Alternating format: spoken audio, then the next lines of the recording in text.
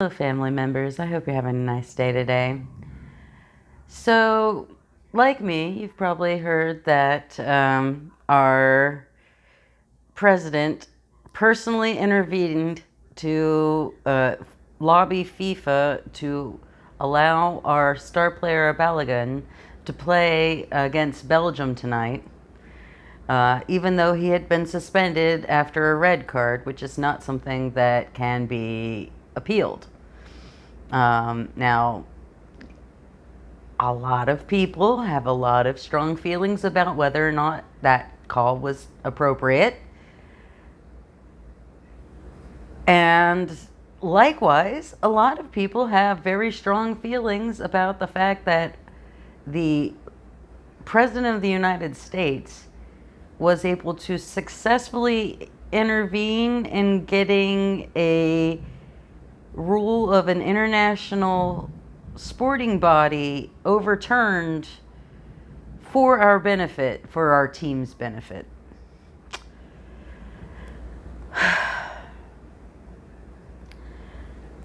I want you to understand something here. I am coming in this as a real, genuine U.S. soccer fan, but I've been following both the men's and the women's teams for years now. I've gone to many games in person. I have two brothers, one of whom is in England and one of whom is here in America, and they are both soccer/football fans. And so, yeah, I got a text message from one of my brothers like, this is horrible. This is horrible. Both of us, longtime U.S. men's soccer team fans, rightfully understanding that this is just, this has lost the World Cup for the men's team. It's over. There's no way for them to win now. They weren't going to win as in win the World Cup, because anyone who knows anything about the U.S. men's national team knows that we're not top level competitive in the world. You know, if we make it to round 16, that's a successful cup bid for us, honestly, because there is a dividing line between youth sports and professional sports in the United States, and that is college. And college sports don't invest in soccer, except on the women's side. And so we have good women professional soccer players. We have okay men's professional soccer players, because you have to actively choose to follow that path, and you don't have to actively choose to be a football player, a basketball player, or a baseball player. You know, if you're a very good athlete in any sport, somebody's gonna try to recruit you to one of those other sports. That just doesn't happen the same way in soccer, because we have this very firm dividing line that is the NCAA, and it prevents youth sports from connecting to professional sports in this country the way that it would in, say, Barcelona or something like that. And so our men's soccer team is often good, but it's not going to be great. It's not going to be top 3 in the world, okay? It's just not, because the systems in place don't funnel our best athletes into soccer. And so, you know, when I say win the World Cup, what I mean is have a good run. You know, do something, you know, that shows promise, that might encourage younger players to actually choose to become soccer players instead of just, you know, following the path of least resistance into some other sport.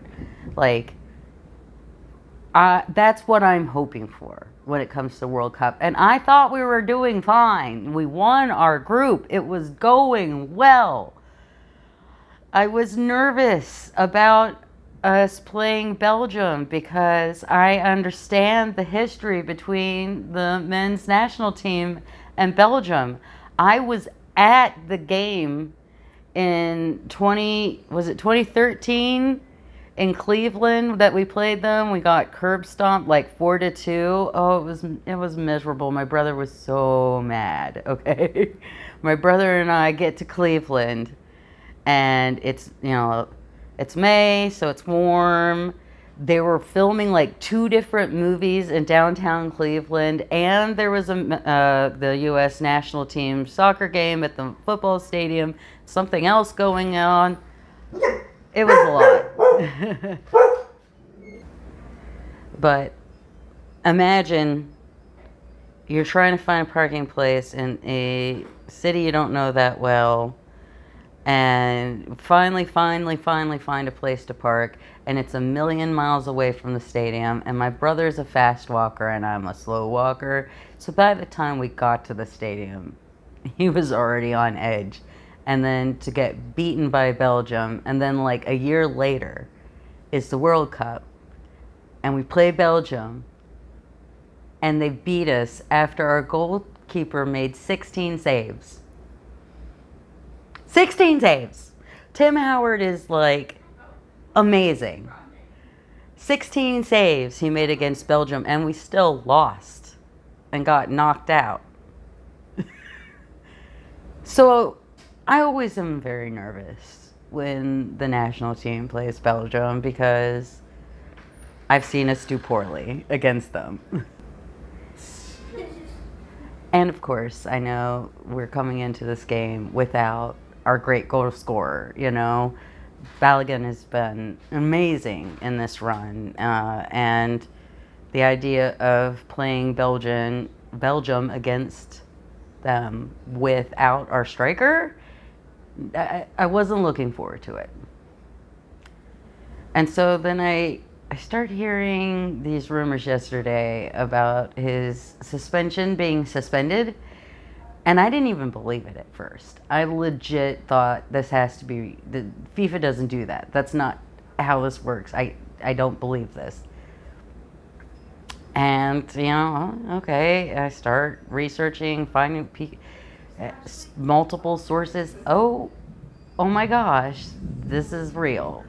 Oh my gosh. And then today we find out that Donald Trump put pressure on FIFA to suspend the suspension. And FIFA says that's not why it was unsuspended. But I don't believe that. And there are rules against this in FIFA tournaments. Governments should not be doing this. The men's team could legitimately, and maybe even should legitimately, be kicked out of the tournament over this, which is, I feels like somebody might be punching me right in the chest to say that. It's a horrible thing to think about our team and all of the fans, the American Outlaws out there that have been fighting to support this team, because you have to kind of go out of your way to do it a lot of the time. The team, all of those people whose job it is and whose dream it is to work on this run, and for it to end over somebody that you have no control over making some ridiculous, unnecessary phone calls, that sounds horrible. But it might be just. So if that doesn't happen, which is probably won't happen, what could happen? Well, the teams could play, and win or lose, it's a bad outcome for the U.S. men's national team, If they win, then the narrative will be that they only won because they cheated, which may very well be accurate. It's going to be hard to deny that if they play Balogun and win. They could play and lose, which makes the team look like a laughingstock that even with cheating they couldn't win, which might have been true either way. Like, with or without Balogun, our chances were always slim. Belgium is a good team, and our team is always going to fight when it comes to these international competitions because we don't invest in it enough. They could not play Balogun.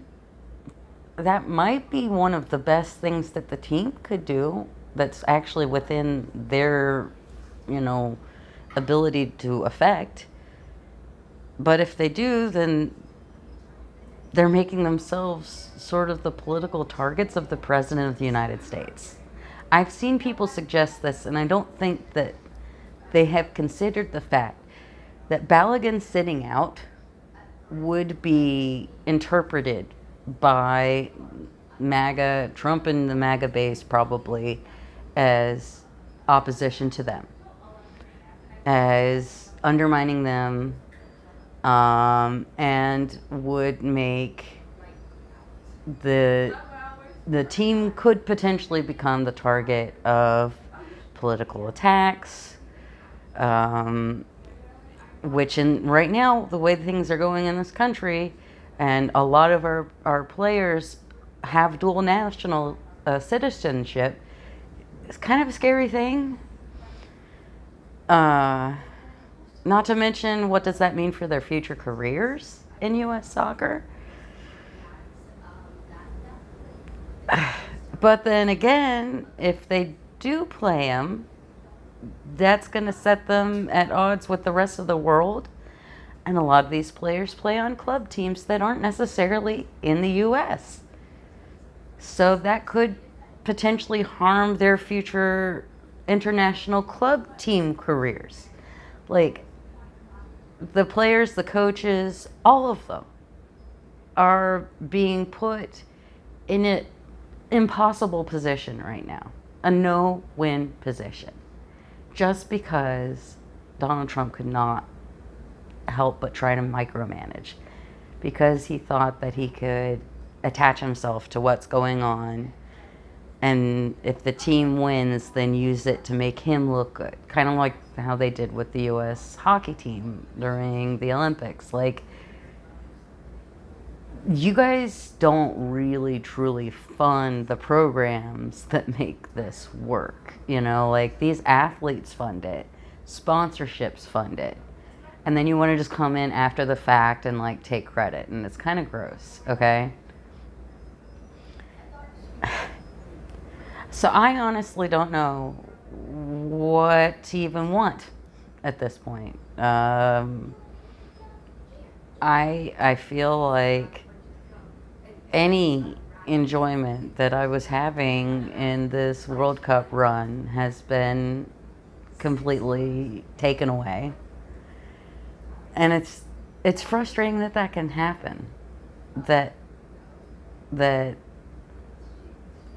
one man can just decide to insert himself into the narrative and fully destroy years and years of dedication, both by the fans and by the players and the staff and the crew, all the people who made this happen. I mean, the World Cup is not an imperfect thing. Pro-level sports are not imperfect. But I can't help it. I love the way that it brings people together. I love the way that you see these people fight and work so hard for their dreams and sometimes achieve amazing things. The taste of defeat is so bitter, but the taste of victory is so sweet. And it's so real, And it's hard to get that feeling any other way. I I played soccer when I was a little kid. I was a little ASO kid. I did like indoor youth league when I was like in high school. You know, I I can't believe my cat's ears are moving in the background there. I'm sorry if that distracts you too, but I love soccer. I love watching soccer with my dad and my brothers. It always like blows my dad's mind because he's this big sports guy to watch soccer with me because I know way more about it than he does, and he's not used to that. And so it's always like a fun time, like going to U.S. men's and U.S. women's national team games have been some of the best moments of my life. And I am just honestly heartbroken for everyone who is dealing with the fallout of this horrible, horrible decision by our president to meddle where he was not needed or wanted and ruin everything for everyone else because he had to make this about him. And I hope that no matter what happens, people actually start supporting the teams more, both the men's and the women's teams, because it is really a beautiful game. Oh, and the women's professional league that we have here in the U.S. definitely could use your support. If you ever wanted to feel like an appreciated sports fan, you know, support your nearest club because there's a lot of them and we're expanding and it's wonderful and the league needs you. And I've rarely had more fun than I've had at women's soccer because the crowds are just so cool. Like, so chill. Great places for families. Like if you're a dad with kids and you want to get them into sports, there's your starting point. Take them. Anyway, that's kind of a short video, but I had to talk on this because it is very upsetting to me, honestly. And I feel like a lot of people are missing the nuance that this isn't for the benefit of the U.S. men's national team. It is for the benefit of Donald Trump and his belief that he could get some reflected glory from them, and that this action was actually taken without any regard to what it would do to the men's team and to U.S. soccer as a whole, and that they are as much on the wrong side of this, you know, on the outside of this, as the Belgium team. And I really hate that both teams are having to deal with this right now because they should be able to just go and play and, you know, have a pure game instead of this thing that's been tainted by politics. So anyway, love you, family members. Hope you have a nice day, and take care of yourselves. See you soon.